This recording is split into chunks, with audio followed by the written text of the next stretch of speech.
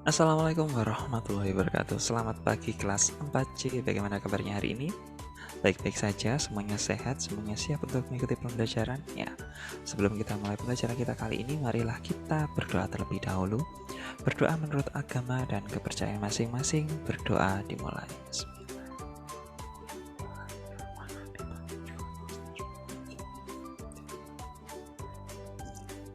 Berdoa selesai. Oke. Nah, kali ini kita akan membahas materi IPA yang ada di tema 4 subtema 2.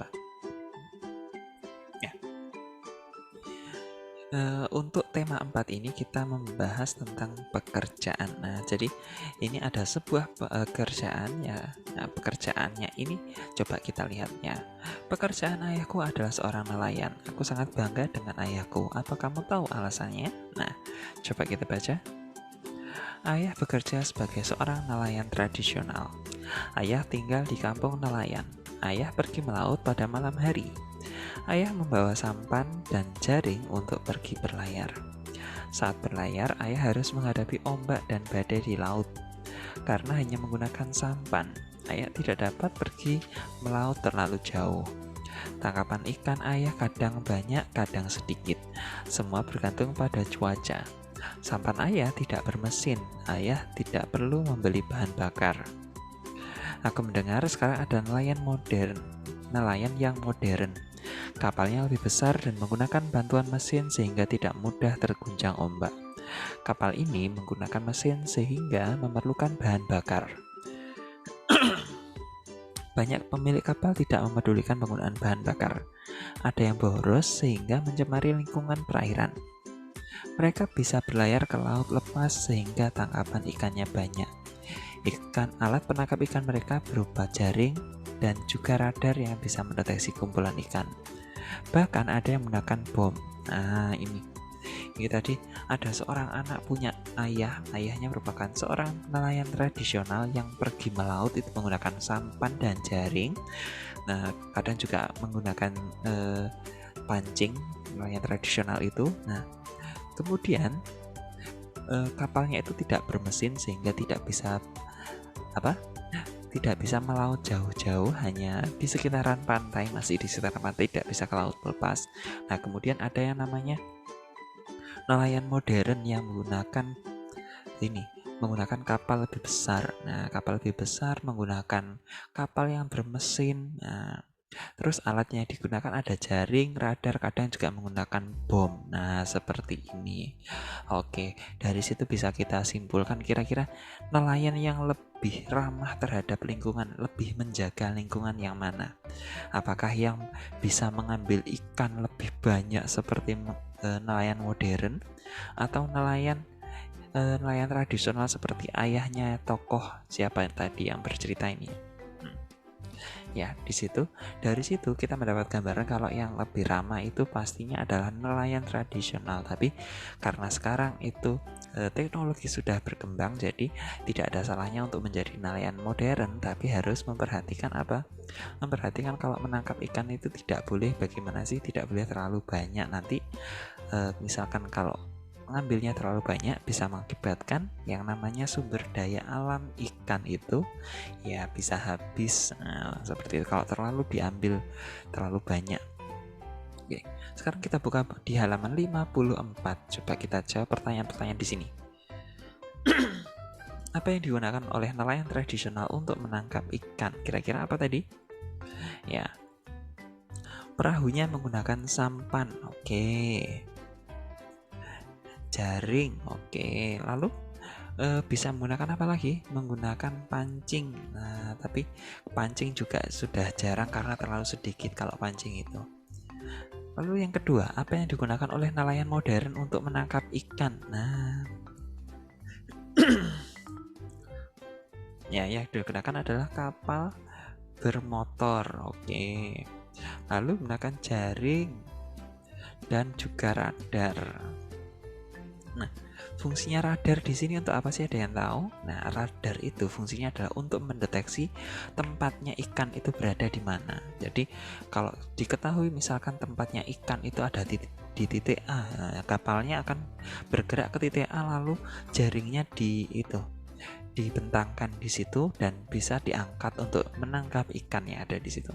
Nah, selain menggunakan kapal bermotor, jaring dan radar, ada juga yang menggunakan bom dan juga apalagi pukat harimau. Nah, pukat harimau itu sebuah alat untuk menangkap ikan yang tidak ramah terhadap terhadap lingkungan di perairan. Nanti coba kita lihat itu ada di halaman berikutnya. Terus coba sekarang kita tuliskan persamaan dan perbedaan dari nelayan modern dan nelayan tradisional. Oke, dari persamaannya dulu, kira-kira persamaannya sama-sama untuk apa sih? Ya, menangkap ikan. Nah, ini persamaannya antara nelayan modern dan nelayan tradisional. Lalu kalau nelayan tradisional menangkapnya menggunakan apa? Berangkat ke lautnya menggunakan sampan. Kalau nelayan modern menggunakan kapal bermotor. Kapal bermotor. Lalu nelayan tradisional kira-kira menangkapnya alat yang digunakan apa tadi? Ya, jaring. Kadang juga menggunakan itu pancing. Sedangkan nelayan modern menggunakan apa? Nah, alatnya bisa menggunakan bom, terus ada lagi jaring, radar, ada lagi pukat harimau. Seperti itu. Kira-kira hasil yang ditangkap antara nelayan tradisional dan nelayan modern bagaimana? Ya, kira-kira hasilnya adalah hasil tangkapan ikannya bagaimana? Lebih sedikit. Nah, kalau nelayan modern hasil tangkapan ikannya ya lebih banyak.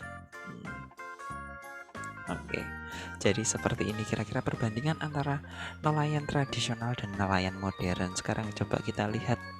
Nah, ini menurutmu apa yang akan terjadi dengan laut jika semua nelayan menggunakan perahu besar dan menangkap dan perlengkapan modern? Nah, kira-kira apa yang terjadi? Tadi sudah Pak sampaikan, kalau kita terjadi seperti itu, sumber daya ikan akan bagaimana? Akan habis. Dan kalau habis ini bagaimana? Apakah bisa diperbarui? Dan memerlukan waktu yang lama untuk memperbaiki. Jadi seperti itu, kalau itu sampai sumber daya ikannya itu habis atau rusak,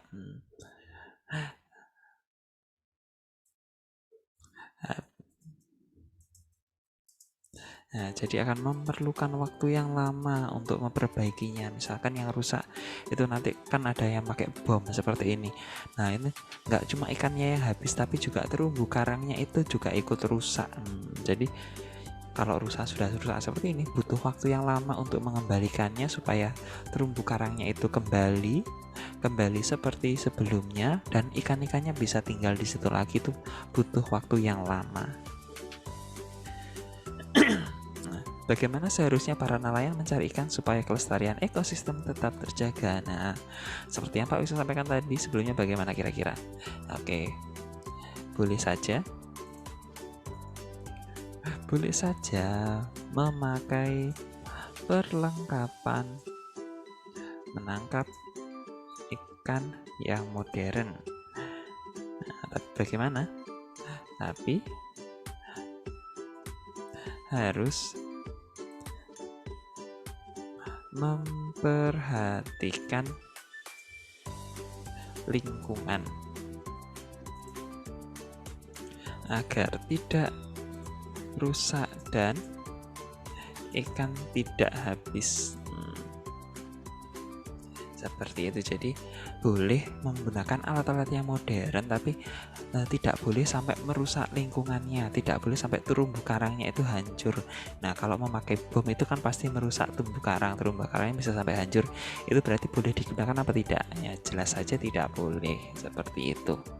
Yang boleh digunakan apa? Ya menggunakan jaring, tapi menggunakan jaring pun itu kalau ikan yang ditangkap itu terlalu banyak, terlalu dieksploitasi itu namanya, itu juga tidak boleh dilakukan. Nah, sekarang coba kita lihat. Nah, ini yang dimaksud dengan pukat harimau. Pukat harimau itu jadi dia akan ditarik oleh kapal, seperti yang kalian lihat di sini. Kalau bom kan dia dilempar ke laut, nanti ikan yang ada di laut kena bom mati dan bisa ditangkap sama nelayan. Kalau yang namanya ini pukat harimau bisa kita baca, aku cukup sedih melihat sekarang banyak yang menangkap ikan dengan pukat harimau dan bahan peledak. Pukat harimau adalah jaring sangat besar yang dapat menjaring semua makhluk hidup laut. Jadi ini jaringnya itu sangat besar. Nanti kalau ditarik sambil jalan, apalagi itu ikan-ikan yang ada di laut bisa ketarik semua di situ, bisa terjaring semua dan bisa mengakibatkan apa? Sumber daya ikannya itu akan habis. Nah, seperti itu.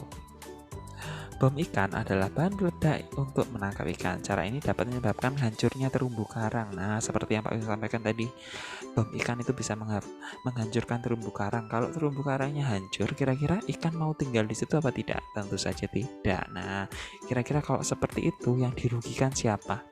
Ya nelayan itu sendiri. Nelayan jadi kekurangan tempat untuk mencari ikan karena terumbu karangnya itu hancur semua. Dia jadi bingung mau kemana. Dia harus mencari ikan itu lebih jauh lagi. Kalau lebih jauh berarti membutuhkan waktu yang lebih lama untuk pergi ke situ. Terus selain itu bagaimana? Ya, kalau dia merupakan nelayan yang modern menggunakan kapal motor, tentu saja butuh bahan bakar yang lebih banyak lagi untuk menuju ke tempatnya, jadi lebih boros. Selain lebih boros, terus tadi sumber daya alamnya hancur, ikan-ikannya lebih sedikit lagi nanti. Nah, itu jadi banyak sekali kerugian-kerugian yang akan terjadi kalau kita pakai bom ikan dan pukat harimau ini. Nah, apakah kamu setuju dengan pengambilan ikan dengan cara di atas? Jelaskan akibat buruk yang akan terjadi jika pengambilan ikan menggunakan cara di atas.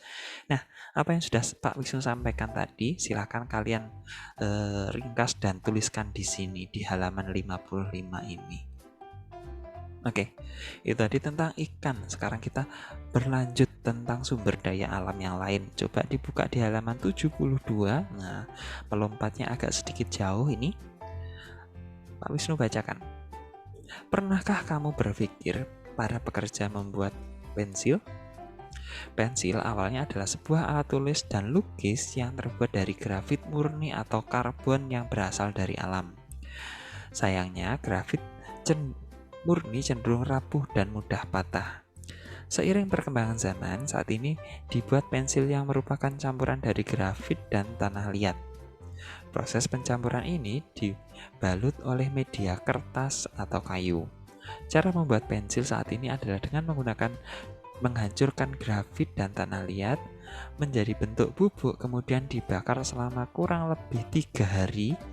Setelah itu pensil ini dibentuk panjang dan tipis serta dibungkus kayu. Kayu yang telah ditebang untuk pembuatan pensil berasal dari pohon. Benda-benda lain yang terbuat dari kayu juga berasal dari pohon. Agar terjaga kelestariannya, pohon yang ditebang harus diganti dengan menanam kembali bibit baru dari tanaman sejenis. Selain itu, kita harus menghemat penggunaan pensil sebagai salah satu cara menghargai lingkungan. Nah, ini tadi ada cerita sedikit tentang pensil. Pensil itu terbuat dari, kalau kalian tahu di bagian dalamnya pensil yang kalian digunakan untuk menulis, itu ada bagian hitam yang disebut grafit. Nah, grafit itu warnanya kalau digoreskan ke kertas warnanya hitam. Tapi semakin murni itu akan semakin semakin mudah rapuh atau mudah patah. Nah, Untuk sekarang grafit itu dicampur dengan apa tadi? Dicampur dengan tanah liat. Nah, dan supaya lebih kuat, lebih mudah digunakan, itu di bagian luarnya dilapisi dengan kayu dari pohon. Nah, kalau berasal dari pohon berarti berasal dari tumbuhan. Kalau dari tumbuhan berarti berasal dari alam. Nah, kalau pohon itu adanya di mana sih? Adanya di hutan. Berarti kalau kalian menggunakan pensil itu secara boros, tidak terkontrol, misalkan sehari itu pensilnya patah terus, sedikit-sedikit patah menulisnya, tidak bisa mengontrol tekanannya. Nah, terus diraut terus menerus sampai seminggu itu satu pensil itu bisa sudah habis, sudah tidak bisa digunakan, terus beli pensil lagi. Berarti itu pemborosan terhadap pohon yang ditebang. Nah, jadi sebisa mungkin kalian kalau punya pensilnya itu dihemat. Maksudnya dihemat bagaimana? Ya digunakannya dengan baik, dengan jangan patah-patah seperti itu, jangan ditekan terlalu keras biar dia itu awet, tidak patah. Oke, sekarang coba kita baca di bawah ini ada beberapa nomor. Nah, berdasarkan teks bacaan di atas, ceritakan proses pembuatan pensil dalam kolom berikut. Oke, sekarang coba kita ceritakan kalau dari proses ini tadi berarti apa sih yang terjadi untuk pembuatan pensil itu. Nah, berasal dari mana? Berasal dari grafit dan tanah. Oke. Tanah liat dicampur, kemudian diapakan? Kemudian dibakar selama 3 hari. Oke, ini grafit dan tanah liatnya. Nah, lalu kemudian hasilnya berupa apa? Ini tadi. Coba.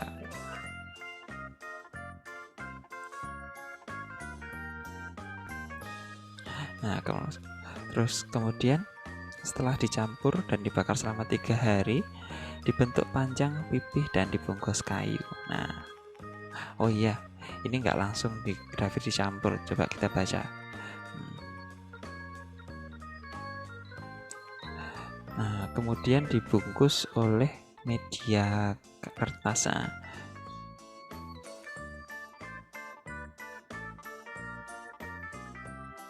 Dicampur dan dibungkus dan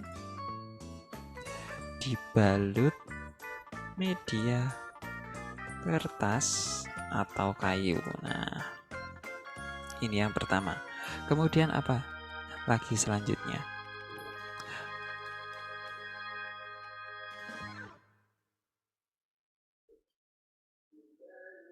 Kemudian, nah ini yang dulunya sebelumnya. Nah, untuk yang sekarang grafit dan tanah liat ini dicampur dan dibakar selama 3 hari, kemudian dibungkus kayu. Nah, dibungkus kayu. Nah,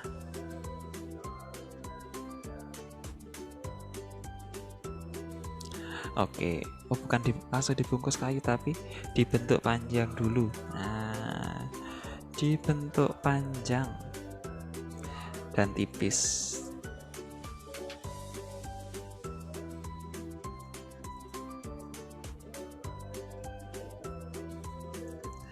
Kemudian apa ini? Kemudian dibungkus kayu. Oke. Nah, tapi ada proses yang kita lupa. Ini salah satunya adalah coba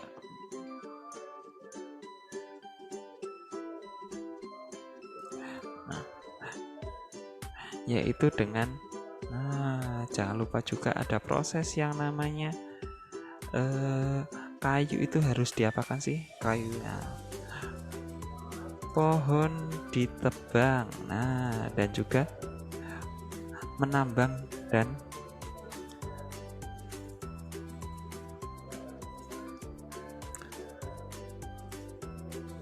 menambang grafit. Nah, kemudian grafit dan tanah liat dicampur dan dibakar selama 3 hari dan seterusnya ini. Nah, jadi seperti ini prosesnya.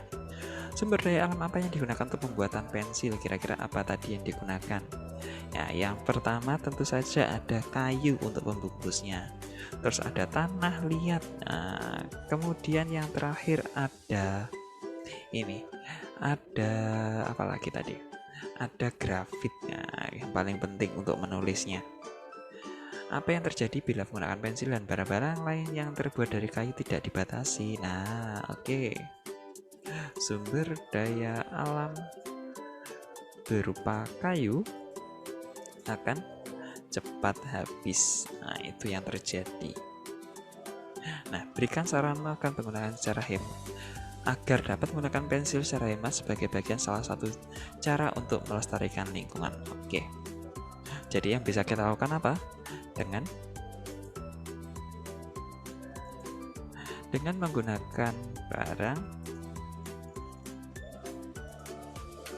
yang terbuat dari kayu secara bijak dan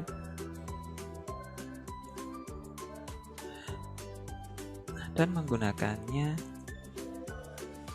untuk jangka waktu yang lebih lama. Oke, itu saja yang bisa Pak Wisnu sampaikan di kegiatan kita kali ini. Nah, jadi kegiatan kita kali ini kita membahas tentang dua sumber daya alam. Nah, sumber daya alamnya yang berasal dari laut dan dari hutan atau dari alam di daratan.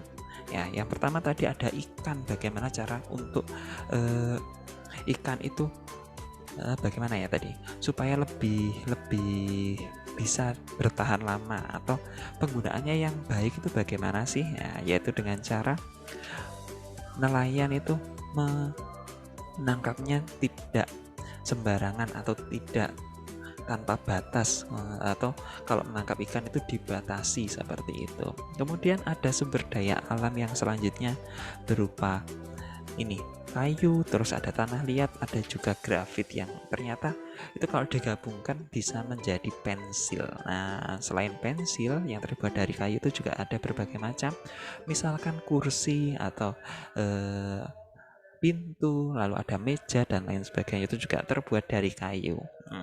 Itu kira-kira apa yang terjadi supaya sumber daya alam yang terbuat dari kayu itu bisa awet terjaga? Kira-kira apa yang bisa kita lakukan? Yaitu dengan menggunakannya secara bijak dan merawat penggunaannya. Misalkan kalau kayak pensil, seperti tadi yang Pak Wisnu sampaikan, itu kalau kalian mau pakai pensil ya jangan sampai menggunakannya itu dengan cara menulisnya itu dengan menekannya dikurangi tekanannya biar tidak mudah patah seperti itu. Atau mungkin kalau di rumah kalian itu ada kursi yang terbuat dari kayu, nah itu juga dijaga kondisinya, jangan sampai dia mudah lapuk atau mudah termakan oleh rayap. Dengan cara bagaimana? Dengan cara diberi cat seperti itu.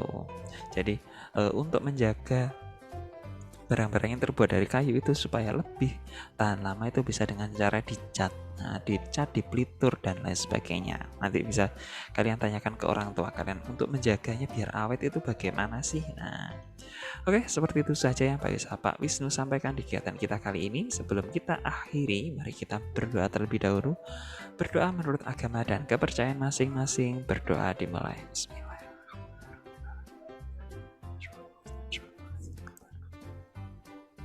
Berdoa selesai, tetap jaga kesehatan, tetap jaga kondisi badan, patuhi protokol kesehatan. Pak Wisnu akhiri. Assalamualaikum warahmatullahi wabarakatuh. Selamat pagi semuanya. Dadah.